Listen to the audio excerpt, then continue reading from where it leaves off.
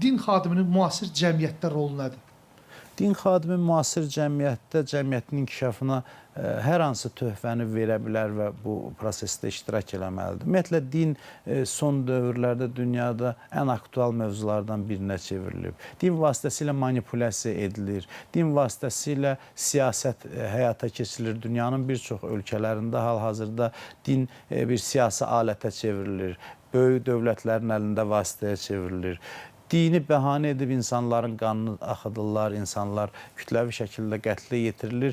Ona görə də dinin düzgün mənimsənilməsi artıq bütün insanlar üçün aktual bir məsələdir. Yəni, məncə, indiki şəraitdə din xadimlərinin görəcəyi işlər çoxdur və bu prosesə töhfə vermək hər bir din xadiminin vəzifəsidir. Xüsusilə indiki dövrdə sosial şəbəkələrdə hesab edirəm ki, din xadimləri fəal olmalı. Sosial şəbəkələri də çağırırıq. Biraz kommunikasiya fikir verilməlidir.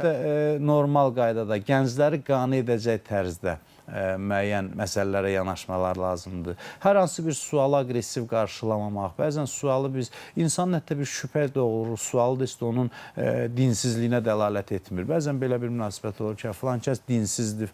Mən bu yanaşmaların əleyhinə ümumiyyətlə elə hesab edirəm ki, insanları qane edici şəkildə, gözəl tərzdə dəvət etmək olar dəyərlərimizə və Quranda da var, Peyğəmbərimiz Allah buyurur ki, insanları hikmət və gözəl nəsihət yolu ilə Rəbbinə doğru çağır.